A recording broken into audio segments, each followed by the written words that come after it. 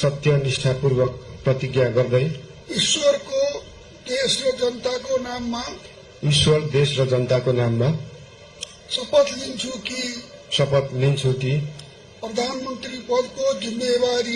प्रधानमन्त्री पदको जिम्मेवारी प्रचलित कानूनको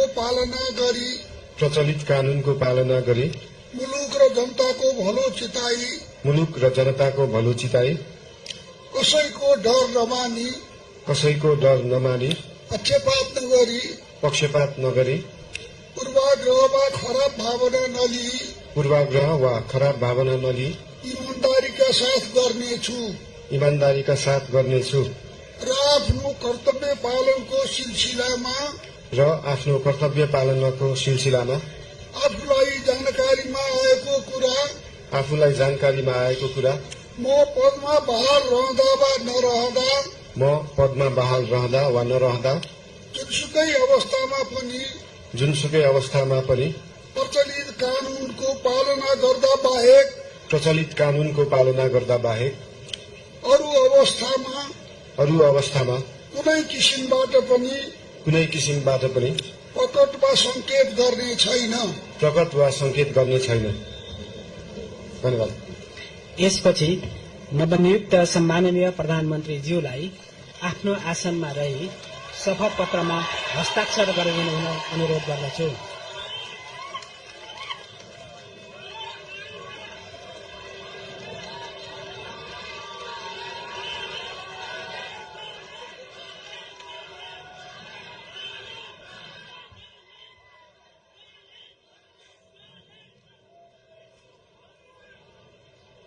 सम्माननीय प्रधानमन्त्री श्री बालेन्द्र शाहज्यूबाट प्रधानमन्त्री पदको पद तथा गोपनीयताको शपथ लिने काम सम्पन्न भएको छ।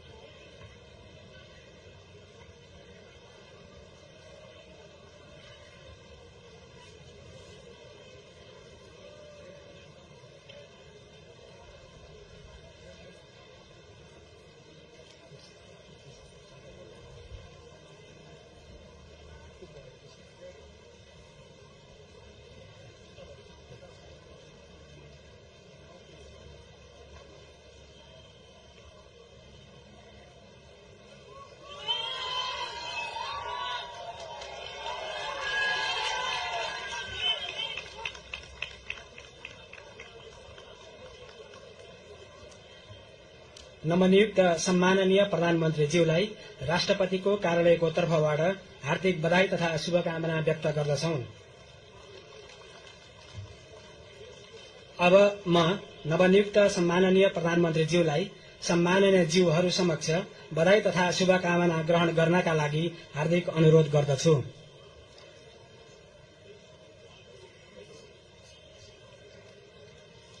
अब मञ्चमा आसीन सम्माननीय ज्यूहरूसँग परिवारजन सहित सामूहिक तस्बिर लिने प्रयोजनका लागि शरीक भइदिनु हुन नवनियुक्त सम्माननीय प्रधानमन्त्रीज्यूलाई अनुरोध गर्दछु।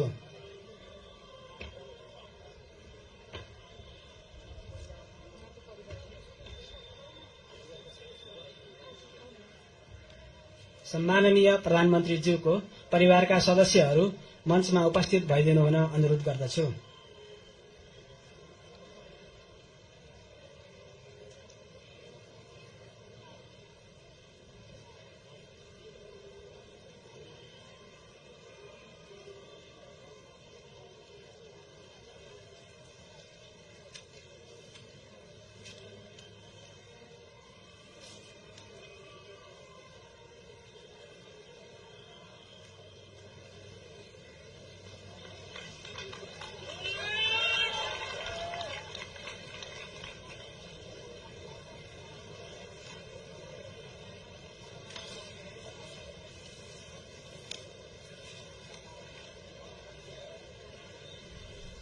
दर्शकवृन्द, राष्ट्रपति रामचन्द्र पौडेल समक्ष नवनियुक्त प्रधानमन्त्री बालेन्द्र शाहले पद तथा गोपनीयताको शपथ लिइसक्नु भएको छ र यति बेला नवनियुक्त प्रधानमन्त्री बालेन्द्र शाहका परिवार, उहाँकी श्रीमती सबिना काफ्ले र छोरी हामीले यति बेला देखिरहेका छौं। यो दृश्यमा परिवार सहित फोटो सेसनको कार्यक्रम रहेको छ र भर्खरै मात्रै पद तथा गोपनीयताको शपथ सम्पन्न भएको छ। राष्ट्रपति रामचन्द्र पौडेल समक्ष नवनियुक्त प्रधानमन्त्री बालेन्द्र शाहले पद तथा गोपनीयताको शपथ लिनु भएको छ र यति बेला परिवार सहित फोटो सेसनको कार्यक्रम हुँदैछ। राष्ट्रपति कार्यालय शीतल निवासबाट हामीले यो प्रत्यक्ष प्रसारण यहाँहरू समक्ष देखाइरहेका छौं। राष्ट्रपति रामचन्द्र पौडेलले नेपालको संविधानको धारा 76 को उपधारा 1 बमोजिम प्रतिनिधि सभा सदस्य बालेन्द्र शाहलाई प्रधानमन्त्रीमा आजै मात्रै नियुक्त गर्नुभएको हो र अहिले भर्खरै उहाँलाई पद तथा गोपनीयताको शपथ पनि गराउनु भएको छ राष्ट्रपति पौडेलले। र नवनियुक्त प्रधानमन्त्री बालेन्द्र शाहले एउटा इतिहास कायम गर्नु भएको छ। लोकतन्त्र स्थापना पछिका 36 वर्षका बालेन्द्र शाह कान्छा प्रधानमन्त्री पनि बन्नु भएको छ र यो फोटो सेसनको काम पनि सम्पन्न भएको छ। 3 वर्ष अघि मात्रै गठन भएको राष्ट्रिय स्वतन्त्र पार्टीले झण्डै 2/3 अर्थात 182 सीट जितेर पहिलो दल बन्यो र राष्ट्रपाका वरिष्ठ नेता बालेन्द्र शाह बहुमत प्राप्त दलको हैसियतबाट वरिष्ठ नेता बालेन्द्र शाह प्रधानमन्त्रीमा नियुक्त हुनु भएको हो। यस सँगसँगै सम्माननीय राष्ट्रपतिज्यूले सम्माननीय प्रधानमन्त्रीज्यूको सिफारिसमा नेपालको संविधान बमोजिम आजै देहाय बमोजिमको मन्त्री परिषद गठन गर्नुभएको छ। सोको जानकारी गराउन चाहन्छु। सम्माननीय प्रधानमन्त्री बालेन्द्र शाह रक्षा, उद्योग, वाणिज्य तथा आपूर्ति, माननीय डाक्टर सोडिम वाग्ले मन्त्री अर्थ मन्त्रालय, माननीय श्री सुधन गुरुङ मन्त्री गृह मन्त्रालय, माननीय श्री शिशिर खनाल मन्त्री परराष्ट्र मन्त्रालय, माननीय श्री सुनिल लम्साल मन्त्री भौतिक पूर्वाधार तथा यातायात शहरी विकास मन्त्रालय, माननीय श्री विराज भक्त श्रेष्ठ मन्त्री ऊर्जा जलस्रोत तथा सिंचाई मन्त्रालय, माननीय श्री खड्गराज पौडेल मन्त्री संस्कृति पर्यटन तथा नागरिक उड्डयन मन्त्रालय, माननीय श्री सस्मित पोखरेल मन्त्री शिक्षा विज्ञान प्रविधि तथा युवा तथा खेलकुद मन्त्रालय,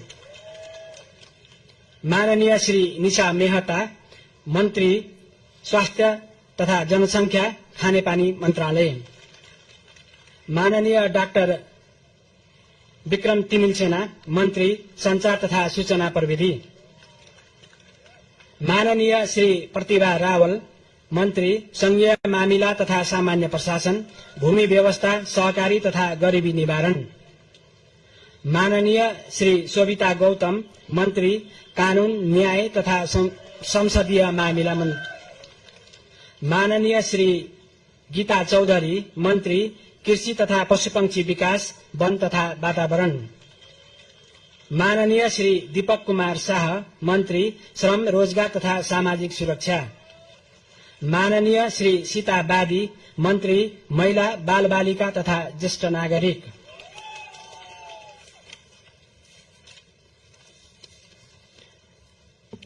अब म संविधानको धारा 80 बमोजिम सम्माननीय राष्ट्रपतिज्यू समक्ष मन्त्री पदको पद तथा गोपनीयताको शपथ लिनुहुन नवनियुक्त माननीय मन्त्रीज्यूहरू